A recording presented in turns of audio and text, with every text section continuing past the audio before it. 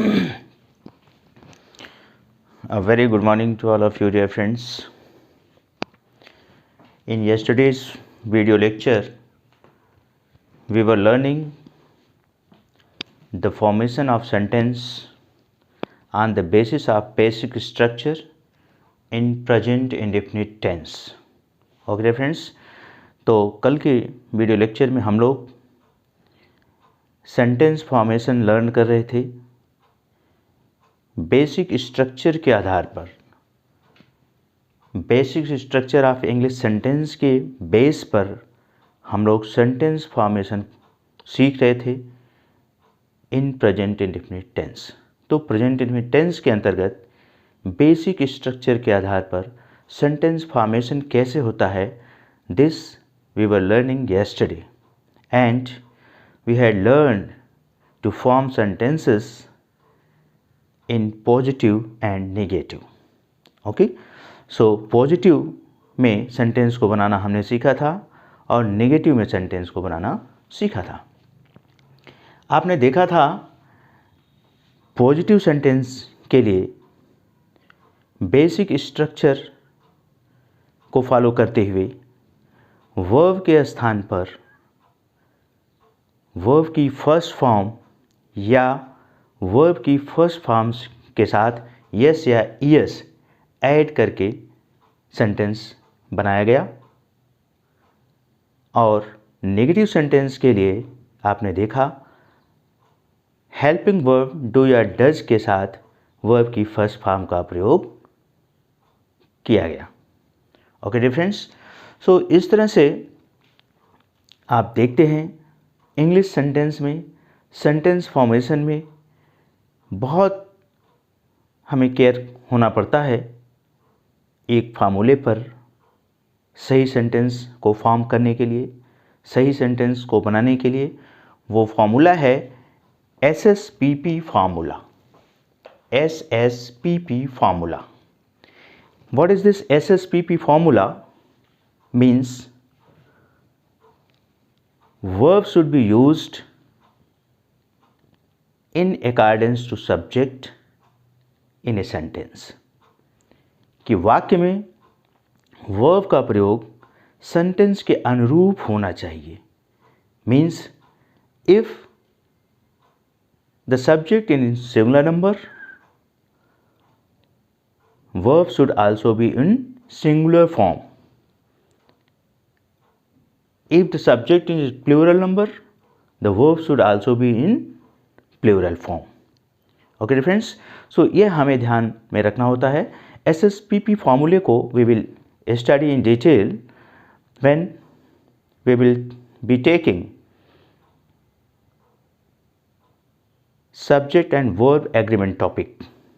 जब हम subject and verb agreement topic को पढ़ रहे होंगे वहाँ पर हम और डिटेल में इसके बारे में पढ़ेंगे and we will study it when we will be learning the correct uses of noun or pronoun or the correct uses of verb. So इन टॉपिक्स के अंतर्गत हम SSPP फार्मूले को और डिटेल्स में लर्न करेंगे। ओके डियर फ्रेंड्स, सो यहाँ पर in today's class we will learn in present and indefinite tense how the interrogative sentences are formed. In yesterday's class we learned how the assertive sentence is formed. In assertive sentence there were two types of sentences, positive and negative. Positive sentence formation on the basis of the basic structure of English sentence we learned yesterday. Today we will learn interrogative sentence, how the interrogative sentence is formed in present indefinite tense. Okay, so dear friends, interrogative sentence is divided into two kinds mainly. तो मुख्य रूप से interrogative sentence जो है वह दो भागों में डिवाइड होता है, दो प्रकार का होता है। First direct interrogative sentence second indirect interrogative sentence. Okay friends, so इस तरह से आपका इंट्रोगेटिव सेंटेंस दो भागों में डिवाइड हुआ, direct interrogative sentence and indirect interrogative sentence. Direct interrogative sentence positive में होगा, नेगेटिव में भी होता है। जिस तरह से असर्टिव सेंटेंस पॉजिटिव नेगेटिव दो रूपों में होता है, उसी तरह से इंट्रोगेटिव सेंटेंस में डायरेक्ट इंट्रोगेटिव सेंटेंस पॉजिटिव और नेगेटिव, इस तरह से ये दो प्रकार का सेंटेंस बन जाता है, एक पॉजिटिव होता है और एक नेगेटिव। और इनडायरेक्ट इंट्रोगेटिव सेंटेंस भी दो तरह से हो जाता है, दो प्रकार का बन जाता है, in positive and negative. So what is the difference between direct interrogative sentence and indirect interrogative sentence? Dear friends, in direct interrogative sentence, the answer is given directly by using yes or no. Direct interrogative sentence में answer सीधे yes और no का use करके दिया जाता है and the question begins with helping verb, not with the question word but helping verb. In English sentence, the helping verb is used first to make a direct interrogative sentence. Okay dear friends, so English sentence में direct interrogative sentence को बनाने के लिए helping verb का प्रयोग सबसे पहले किया जाता है। यह किसी भी टेंस में लागू होगा, not only to present indefinite tense, सिर्फ प्रेजेंट इंडेफिनिट टेंस के लिए नहीं, किसी भी टेंस में, जिस टेंस में आपको डायरेक्ट इंट्रोगेटिव सेंटेंस को फॉर्म करना है या बनाना है, उसमें हेल्पिंग वर्ब को सबसे पहले यूज करना पड़ेगा।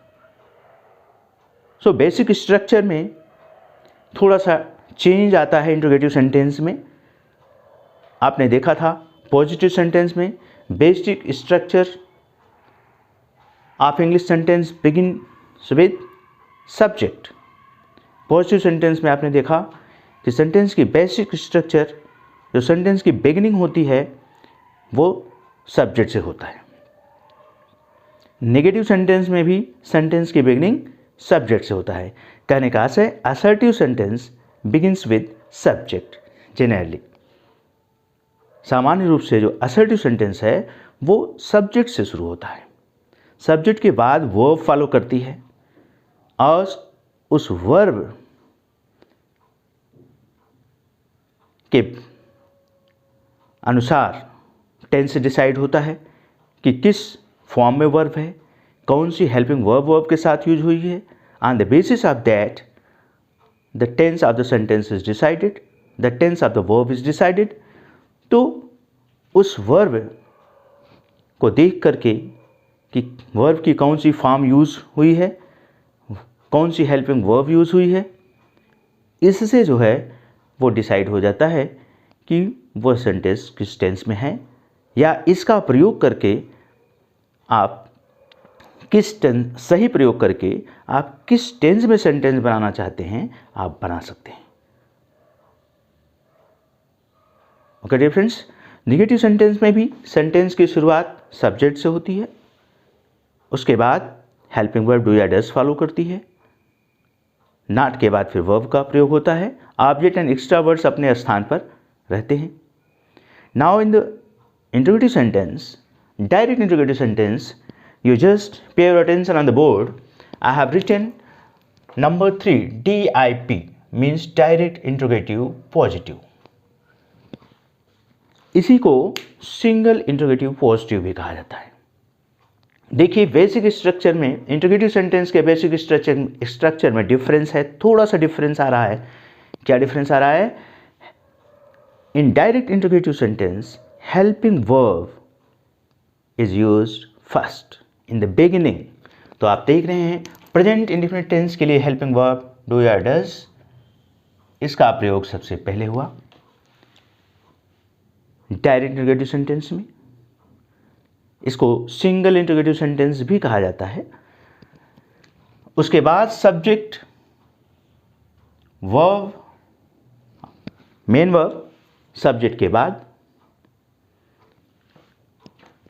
And then object, then extra. Object and extra अपने स्थान पर हैं। वर्ब से जो हेल्पिंग वर्ब यूज होती है वर्ब के साथ, वो डायरेक्ट इंट्रोगेटिव सेंटेंस में सब्जेक्ट से पहले आ जाती है। तो इस स्ट्रक्चर में जो सेंटेंस आपके फॉर्म्ड होते हैं, they are in direct interrogative sentence. वे डायरेक्ट इंट्रोगेटिव सेंटेंस के अंतर्गत आते हैं। ओके फ्रेंड्स, सो जिस भी टेंस के अंतर्गत आपको डायरेक्ट इंट्रोगेटिव सेंटेंस को बनाना है, डायरेक्ट इंट्रोगेटिव सेंटेंस की संरचना करनी है, सेंटेंस बनाना है, आपको याद होना चाहिए उस टेंस की हेल्पिंग वर्ब और वर्ब फॉर्म। उस टेंस के लिए क्या हेल्पिंग वर्ब लगती है, कौन सी वर्ब फॉर्म यूज होती है। अगर यह आपको याद है तो निश्चित रूप से आप उस टेंस के अंतर्गत, जिस टेंस में आप सेंटेंस बनाना चाह रहे हैं, आप करेक्ट सेंटेंस फॉर्म कर पाएंगे, चाहे वो असर्टिव सेंटेंस हो, चाहे वो इंट्रोगेटिव सेंटेंस हो। So dear friends, you must learn by heart the helping verb and form of verb which is used in a particular sentence. तो आपको निश्चित रूप से बाय हार्ट ये याद करना चाहिए, याद रहना चाहिए कि किस टेंस के लिए कौन सी हेल्पिंग वर्ब और वर्ब की कौन सी फॉर्म यूज़ होती है। अगर आपको ये दो चीज़ें याद हैं, हेल्पिंग वर्ब, वर्ब की फॉर्म, तो निश्चित रूप से आप सेंटेंस फॉर्म कर लेंगे, करेक्ट सेंटेंस फॉर्म कर लेंगे किसी भी टेंस के अंतर्गत। Okay dear friends, so here in present indefinite tense, यहाँ प्रेजेंट इंडेफिनिट टेंस के अंतर्गत आपने देखा डू या डज के साथ वर्ब की फर्स्ट फॉर्म का प्रयोग, except positive sentence, positive sentence को छोड़कर शेष अन्य प्रकार के वाक्यों में डू या डज के साथ वर्ब की फर्स्ट फॉर्म का प्रयोग किया जाता है। लर्न दिस, ये आप याद कर लें, आपको याद होना चाहिए। इसी के बेस पर आप दिए गए सेंटेंस में से ये पहचान पाएंगे कि कौन सा सेंटेंस प्रेजेंट इंडेफिनिट टेंस में है। अगर आपको याद है कि डू या डज के साथ वर्ब की फर्स्ट फॉर्म अगर यूज होती है तो वह सेंटेंस प्रेजेंट इंडेफिनिट टेंस में होगा और उसके स्ट्रक्चर के आधार पर वह सेंटेंस नेगेटिव और इंट्रोगेटिव में हो सकता है। सो मैं बात कर रहा था DIP, direct interrogative positive sentence. आपने देखा डू या डज सबसे पहले, सब्जेक्ट से पहले, उसके बाद वर्ब की first form object and extra. In number 4 sentence DIN, direct interrogative negative, थोड़ा सा डिफरेंस आया। The structure is same, direct interrogative positive की तरह, डू या डज सबसे पहले, सब्जेक्ट, उसके बाद ये नॉट का वर्ड नेगेटिव सेंस देने के लिए नॉट वर्ड का यूज किया गया। सब्जेक्ट के बाद, पोजीशन क्या है नॉट की, सब्जेक्ट के बाद, उसके बाद आपका वर्ब आता है। तो इस पोजीशन को भी याद रखिए कि जब आप नेगेटिव सेंटेंस यूज कर रहे हैं, डायरेक्ट नेगेटिव में नेगेटिव वर्ड नॉट का प्रयोग कर रहे हैं, तो वह नॉट का प्रयोग राइट प्लेस है सब्जेक्ट के बाद, वर्ब से पहले, then object and then extra. Okay dear friends, so now come to the next structure, indirect interrogative sentence। indirect interrogative sentence भी पॉजिटिव और नेगेटिव में होता है। तो यहाँ पर मैंने लिखा indirect interrogative sentence positive, short में मैंने लिखा है IIP, इनडायरेक्ट इंट्रोगेटिव पॉजिटिव। थोड़ा ऊपर से देख लीजिए, DIP, direct interrogative positive, DIN, direct interrogative negative, IIP, indirect interrogative positive. Okay, and IIN indirect interrogative negative. So indirect interrogative sentence में थोड़ा सा डिफरेंस आता है, आप देख रहे होंगे। डायरेक्ट इंट्रोगेटिव पॉजिटिव सेंटेंस की जो स्ट्रक्चर है डू या does plus subject plus be first plus object plus extra, and indirect interrogative positive sentence के स्ट्रक्चर में अंतर क्या आ रहा है, इस क्यू का, QW। QW means question word. तो इनडायरेक्ट इंट्रोगेटिव सेंटेंस में क्वेश्चन वर्ड सबसे पहले यूज होता है। इनडायरेक्ट इंट्रोगेटिव सेंटेंस का आंसर यस और नो में नहीं दिया जा सकता। To answer this interrogative sentence you will have to tell something in response.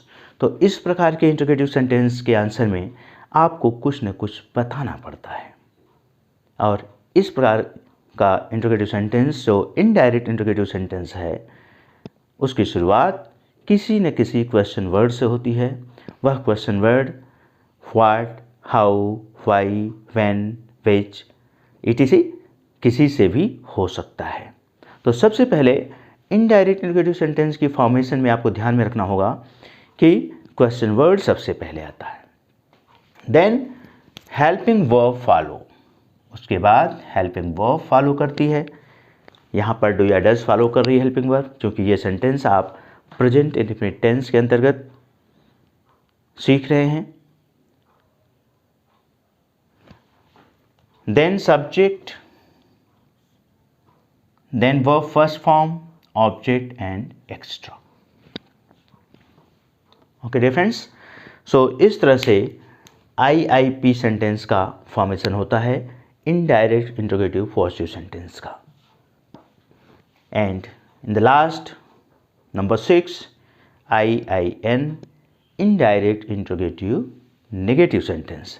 Indirect interrogative negative sentence में यू सी सिर्फ एक जगह अंतर है, यहाँ भी QW से सेंटेंस की शुरुआत क्वेश्चन वर्ड से डू या डज फॉलो करता है, उसके बाद then subject, then not, after subject not, then verb, then object, then extra.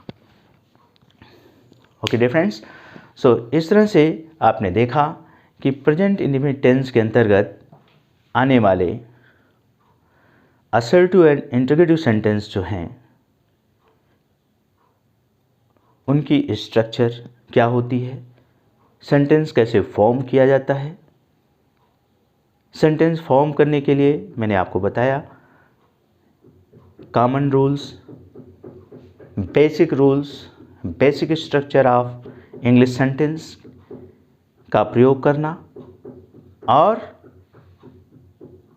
Verb का प्रयोग करना। Particular verb that is used in present indefinite tense, the form of verb, not particular verb, the particular form of verb and helping verb which is used in present indefinite tense. If you know this, you will be easily able to make sentence in present indefinite tense, and you will be easily able to recognize the sentence whether it is in present indefinite tense or not, और आसानी से तब आप उस sentence को पहचानने में सफल हो जाएंगे कि वो सेंटेंस प्रेजेंट इंडेफिनिट टेंस में है या नहीं, जब आपको उस टेंस में प्रेजेंट इंडेफिनिट टेंस में यूज होने वाली हेल्पिंग वर्ब और वर्ब की फॉर्म याद रहेगी। ओके डियर फ्रेंड्स, सो ये कॉमन स्ट्रक्चर है किसी भी टेंस के लिए। किसी भी टेंस में आपको 6 टाइप के सेंटेंस, मेनली 2 टाइप के सेंटेंस असर्टिव और इंट्रोगेटिव, उनको डिवीजन में करेंगे तो टोटल 6 प्रकार के सेंटेंस आपके बन जाते हैं। पॉजिटिव नेगेटिव जो हम कल कर चुके, आज DIP direct interrogative positive, DIN direct interrogative negative, IIP indirect interrogative positive और IIN in direct interrogative negative. So इसी तरह से आपके आने वाले टेंस में भी सेंटेंस के टाइप होते हैं और उनमें सेंटेंस फॉर्मेशन के लिए आपको एक्स्ट्रा क्या माइंड में रखना होगा? Helping verb and form of verb. Okay dear friends, so आप लर्न कर लीजिए प्रेजेंट इंडेफिनिट टेंस के लिए डू या डज वर्ब की फर्स्ट फॉर्म का प्रयोग। प्रेजेंट कंटीन्यूअस टेंस के लिए आप लर्न कर लीजिए, उस बेस पर आप सेंटेंस बहुत आसानी से बना लेंगे। प्रेजेंट कंटीन्यूअस टेंस के लिए is, am, are plus verb first plus ING। Okay dear friends, so आपने देखा प्रेजेंट कंटीन्यूअस टेंस में अगर आपको सेंटेंस फॉर्म करना है तो वर्ब के स्थान पर क्या प्रयोग करना पड़ेगा?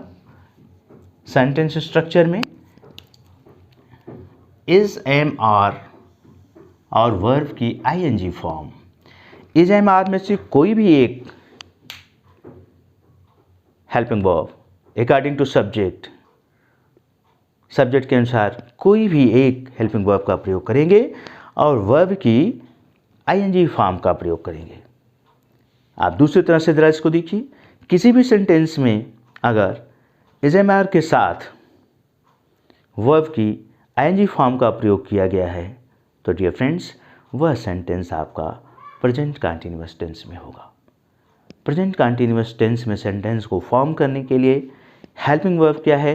इज, एम, आर के साथ वर्ब की ING फॉर्म।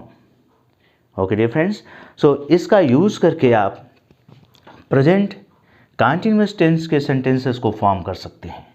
इसी तरह से हर टेंस के लिए उसकी अपनी हेल्पिंग वर्ब और वर्ब की फॉर्म है।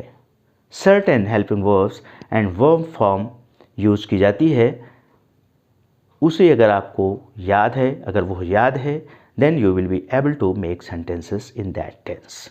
सो प्रेजेंट कंटीन्यूअस टेंस के लिए सेंटेंस फॉर्मेशन के लिए आपको जो हेल्पिंग वर्ब याद करनी है is, am, are plus verb की ING फॉर्म। ING फॉर्म समझ रहे ना? Verb fourth form going, coming, teaching, seeing, watching, ये सब क्या है? ING form of verb. Fourth form अगर इज, एम, आर के साथ इनका प्रयोग करते हैं तो आपका जो सेंटेंस बनेगा वो प्रेजेंट कंटीन्यूअस टेंस में बनेगा। Okay dear friends, so next tense comes present perfect tense. Present perfect tense के लिए हेल्पिंग वर्ब हैज़ और हैव। प्रेजेंट परफेक्ट टेंस के लिए हैज़ और have plus verb third. Okay dear friends, so देखिए present perfect tense में अगर sentence आपको फॉर्म करना है तो इस हेल्पिंग वर्ब का प्रयोग करके वर्ब की थर्ड फॉर्म का प्रयोग करना है हैज़ या हैव के साथ। स्ट्रक्चर सेम होगी, सिर्फ आप हेल्पिंग वर्ब के स्थान पर और वर्ब के स्थान पर वर्ब की जो फॉर्म है वो प्रयोग कर देंगे। तो हेल्पिंग वर्ब के स्थान पर उस टेंस की हेल्पिंग वर्ब यूज़ कर देंगे तो वो सेंटेंस आपका उस टेंस में बन जाएगा। जैसे यहाँ अगर डू डज के स्थान पर हम इज, एम, आर में से कोई एक प्रयोग कर दें, इज, एम, आर कुछ भी कर दें डू या डज के स्थान पर, और वर्ब फर्स्ट की जगह पर वर्ब की ING फॉर्म का यूज़ कर दें तो हमारा सेंटेंस यह किस में बदल जाएगा? प्रेजेंट कंटीन्यूअस टेंस में बदल जाएगा ना डियर फ्रेंड्स। समझ में आ रही होगी हमारी बात?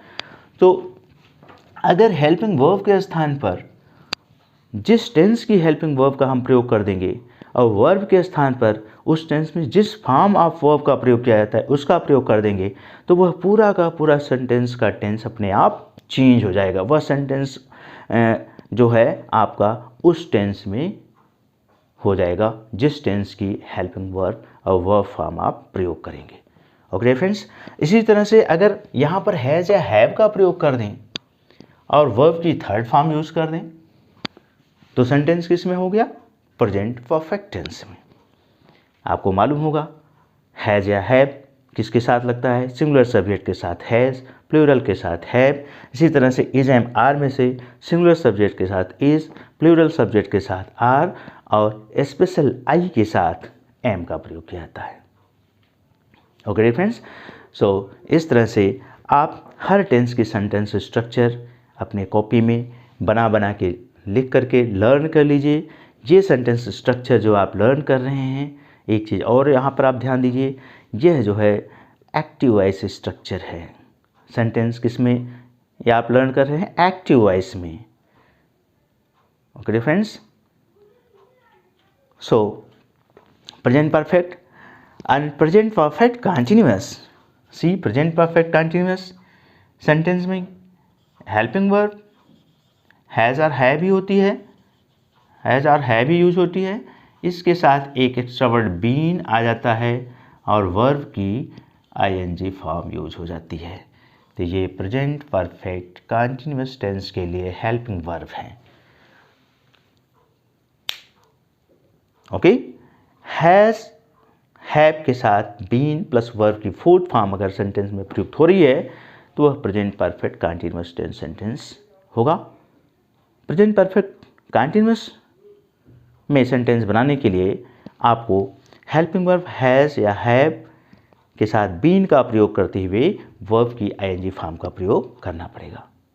अब आप जरा इसको यहाँ पर हैज़ या हैव अगर आप रखते हैं तो ये ध्यान देना होगा, ये बीन जो है, हाँ मैं आपको दिखा दे रहा हूँ इसकी स्ट्रक्चर क्या बनेगी थोड़ा सा प्रेजेंट परफेक्ट कंटिन्यूअस टेंस के लिए। आप यहाँ से देखिए,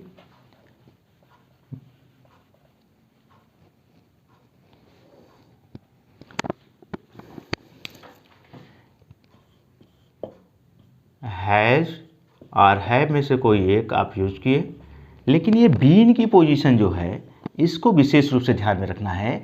इसकी पोजीशन बनेगी सब्जेक्ट के बाद। मैं आपको पूरा ये रब करके दिखा दे रहा हूँ तो आपको ज़्यादा बेहतर समझ में आ जाएगा।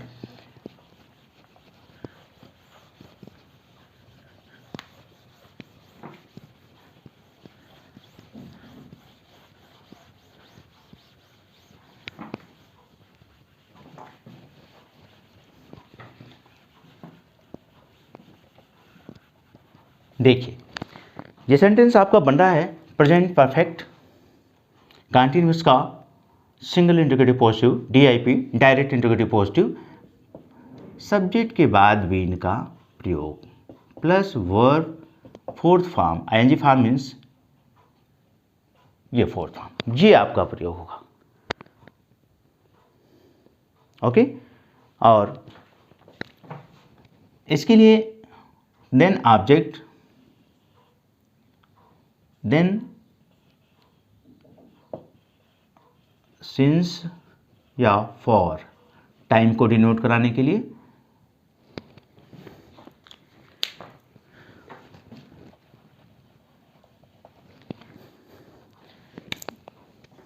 प्लस एक्स्ट्रा, ये सेंटेंस यूज होता है। तो आपको ध्यान में क्या रखना है, प्रेजेंट परफेक्ट टेंस के लिए हैज़ या हैव के साथ बीन का प्रयोग किया जाता है। बीन कॉमन है, चाहे आप हैज़ प्रयोग करिए चाहे हैव प्रयोग करिए, लेकिन सब्जेक्ट के बाद बीन आएगा, उसके बाद वर्ब की फोर्थ फॉर्म का प्रयोग होगा। मेरी बात समझ में आ रही? हैज़ या हैव में से तो कोई एक ही प्रयोग होगा, वो सब्जेक्ट के ऊपर डिपेंड करेगा। सब्जेक्ट सिंगुलर होगा तो हैज़, प्लूरल होगा तो हैव, लेकिन सब्जेक्ट के बाद बीन, ये बीन जो है ये कॉमन रूप से हर प्रेजेंट परफेक्ट कंटिन्यूअस टेंस के सेंटेंस में प्रयुक्त होगा।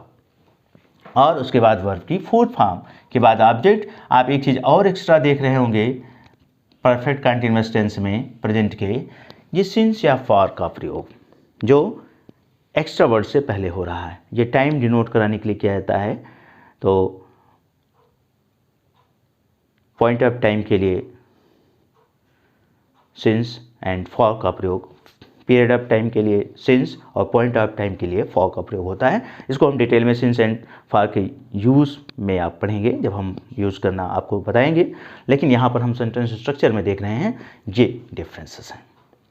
तो अगर इनका प्रयोग है पहचानने के लिए, कोई भी सेंटेंस लिखा है हैज़ या हैव का प्रयोग हुआ है, उसके साथ बीन और बीन के बाद वर्ब की फोर्थ फॉर्म का प्रयोग किया गया है, तो निश्चित रूप से आप उस सेंटेंस को प्रेजेंट परफेक्ट कंटीन्यूअस टेंस के अंतर्गत रखेंगे, वह sentence present perfect continuous tense में होगा। अगर सिंस या फार का प्रयोग किया गया है तो और ही सुनिश्चित हो गया कि वो sentence present perfect continuous tense में है। लेकिन सिंस या फार का प्रयोग और जगह पर भी हो सकता है कि मेनली जो सेंटेंस पहचानने का जो पॉइंट है वो है हेल्पिंग वर्ब और form of verb. So present perfect continuous tense के लिए हेल्पिंग वर्ब है been plus verb fourth form. Okay friends, so इस तरह से आपने देखा कि मैंने प्रेजेंट टेंस के अंतर्गत आने वाले चारों tense, present indefinite, present continuous, present perfect and present perfect continuous tense की स्ट्रक्चर को हमने आपको समझाया। ओके डियर फ्रेंड्स, सो इसी तरह से आप पास्ट के लिए भी यूज कर लेंगे। बस आपको याद क्या करना है, स्ट्रक्चर तो सेम है, स्ट्रक्चर सेम जैसे प्रेजेंट इंडेफिनिट टेंस में आपने देखा वैसे प्रेजेंट कंटीन्यूअस टेंस में होगा, वैसे ही परफेक्ट कंटीन्यूअस टेंस में, पास्ट में भी, पास्ट इंडेफिनिट टेंस में भी स्ट्रक्चर, बेसिक स्ट्रक्चर वही होगी, सिर्फ अंतर कहाँ आएगा, वर्ब के। पास्ट इंडेफिनिट टेंस के लिए, पॉजिटिव सेंटेंस के लिए केवल वर्ब की सेकेंड फॉर्म का प्रयोग होता है। ठीक है, ये दो चीज़ें आपको ध्यान में रखना है। प्रेजेंट इंडेफिनिट टेंस में जब आप पॉजिटिव सेंटेंस फॉर्म करेंगे तो वर्ब की फर्स्ट फॉर्म प्लूरल सब्जेक्ट के लिए, सिंगुलर सब्जेक्ट के लिए वर्ब की फर्स्ट फॉर्म में यस या ईएस का प्रयोग करके यूज करते हैं। पास्ट इंडेफिनिट टेंस में पॉजिटिव सेंटेंस के लिए वर्ब की सेकंड फॉर्म का प्रयोग किया जाता है, चाहे आपका सब्जेक्ट सिंगुलर हो या प्लूरल हो। तो कहीं भी किसी भी सेंटेंस में अगर वर्ब की सेकंड फॉर्म का प्रयोग किया गया है तो वह सेंटेंस पास्ट इंडेफिनिट टेंस में होगा, पॉजिटिव सेंटेंस होगा, पास्ट इंडेफिनिट टेंस का पॉजिटिव सेंटेंस होगा। तो थोड़ा सा आप देख सकते हैं, पास्ट इंडेफिनिट टेंस के लिए पॉजिटिव सेंटेंस,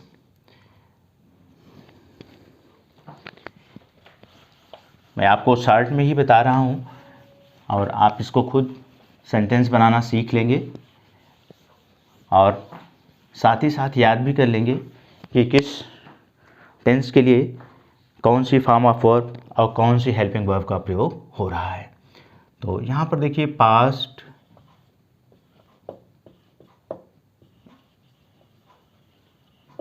इंडेफिनिट टेंस, तो पास्ट इंडेफिनिट टेंस में भी नंबर वन सेंटेंस आपका पॉजिटिव। देखिए, पॉजिटिव सेंटेंस के लिए सबसे पहले subject, basic structure, verb second form object and extra. आपने इसके पहले देखा प्रेजेंट इंडेफिनिट टेंस में पॉजिटिव सेंटेंस के लिए subject verb first form plus s या es plus object plus extra. Okay friends, लेकिन पास्ट इंडेफिनिट में केवल और केवल पास्ट इंडेफिनिट टेंस के पॉजिटिव सेंटेंस के लिए सेकेंड फॉर्म ऑफ वर्ब का प्रयोग किया जाता है। इसका नेगेटिव जो होगा,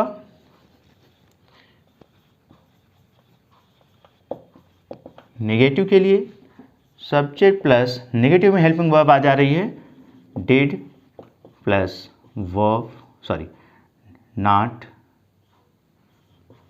plus verb first plus object plus extra. So ये आया नेगेटिव में हेल्पिंग वर्ब के साथ वर्ब की फर्स्ट फॉर्म का प्रयोग, did plus not plus verb की first form. Present indefinite tense में देखा दो हेल्पिंग वर्ब, डू या डज, वहाँ आपको चॉइस करना पड़ता था कि किस सब्जेक्ट के साथ डू का प्रयोग होगा, किस सब्जेक्ट के साथ डज। पास्ट इंडेफिनिट टेंस में एक ही हेल्पिंग वर्ब है, डिड। तो यहाँ पर आपको ये माइंड करने की ज़रूरत नहीं है कि सब्जेक्ट आपका सिंगुलर है या प्लूरल है, सभी के साथ डिड का प्रयोग और वर्ब की फर्स्ट फॉर्म का प्रयोग किया जाता है। ओके फ्रेंड्स, अगर आपको इंट्रोगेटिव बनाना होगा SI DIP में आना होगा तीसरे नंबर में, जैसे अभी आपने देखा था, तो इस डिड को सबसे पहले ला लेंगे, यानी डायरेक्ट इंट्रोगेटिव पॉजिटिव सेंटेंस में हेल्पिंग वर्ब सबसे पहले, then subject, then verb first, then object and then extra. Okay friends, direct interrogative negative sentence में सिर्फ अंतर क्या आएगा, यहाँ पर नॉट का प्रयोग, rest of the structure will be same. So इस तरह से आई होप कि आप सेंटेंसेस फॉर्म कर लेंगे। इनडायरेक्ट इंट्रोगेटिव सेंटेंस के लिए क्वेश्चन वर्ड यहाँ पर ऐड कर देंगे, कोई भी क्वेश्चन वर्ड सूटेबल, तो आपका इनडायरेक्ट इंट्रोगेटिव सेंटेंस बन जाएगा। ओके डियर फ्रेंड्स, सो इस तरह से आपने देखा प्रेजेंट इंडेफिनिट टेंस के सेंटेंस फॉर्मेशन। प्रेजेंट कंटीन्यूअस के सेंटेंस फॉर्मेशन के लिए आपको हेल्पिंग वर्ब, वर्ब की फॉर्म याद करनी है। हेल्पिंग वर्ब है वाज या वर, वर्ब की फॉर्म ING फॉर्म। तो वाज या वर प्लस वर्ब की ING फॉर्म का प्रयोग करेंगे तो पास्ट कंटीन्यूअस टेंस में सेंटेंस आपका बनेगा। इसका प्रयोग करके आप पॉजिटिव सेंटेंस बना सकते हैं, नेगेटिव सेंटेंस बना सकते हैं, इंट्रोगेटिव सेंटेंस बना सकते हैं, जैसे कि हमने आपको प्रेजेंट इंडेफिनिट टेंस के सेंटेंस फॉर्मेशन में डिटेल में आपको बताया। इसी तरह से जो है पास्ट परफेक्ट टेंस में जब आप आएंगे तो पास्ट परफेक्ट टेंस के लिए फिर से आपको एक ही हेल्पिंग वर्ब मिल रही है, हैड, चाहे वो सिंगुलर सब्जेक्ट हो या प्लूरल सब्जेक्ट हो, हैड हेल्पिंग वर्ब का आप प्रयोग करेंगे और हैड के साथ वर्ब की थर्ड फॉर्म का प्रयोग करेंगे। ये याद रखिए, परफेक्ट टेंस में थर्ड फॉर्म का प्रयोग होता है, हैड के साथ वर्ब की थर्ड फॉर्म। फिर आपका पास्ट परफेक्ट कंटीन्यूअस टेंस आएगा तो क्या करेंगे, वहाँ पर helping verb had plus been plus verb की ING फॉर्म का प्रयोग होगा, यानी हैड के साथ बीन आ जाएगा। जैसे हैज और हैव के साथ बीन आ गया था प्रेजेंट परफेक्ट कंटीन्यूअस टेंस में, वैसे ही पास्ट परफेक्ट कंटीन्यूअस टेंस में हैड के साथ बीन का प्रयोग और तब उसके बाद वर्ब की ING फॉर्म का प्रयोग होगा। ओके फ्रेंड्स, सो इस तरह से आई होप कि अब आप पूरे सेंटेंस स्ट्रक्चर को बना लेंगे टेंस 12 टेंसेस के, और आप लर्न कर लेंगे 12 टेंस में यूज़ होने वाले हेल्पिंग वर्ब और वर्ब की फॉर्म को। हेल्पिंग वर्ब, अगर वर्ब की फॉर्म आपको याद है तो उसकी सहायता से आप उस टेंस में किसी भी टाइप का सेंटेंस बना सकते हैं, चाहे वो पॉजिटिव हो या नेगेटिव हो या इंट्रोगेटिव सेंटेंस हो। Okay dear friends, so this is all for the basic structure of English sentence. ये आपका इंग्लिश सेंटेंस की बेसिक स्ट्रक्चर की आज मैंने पूरा क्लास कंप्लीट किया। In the next video lecture we will see the next topic. Let us see what topic I take in the next video lecture. I hope I will take the parts of sentence in the next video lecture. Okay dear friends, so bye bye for then.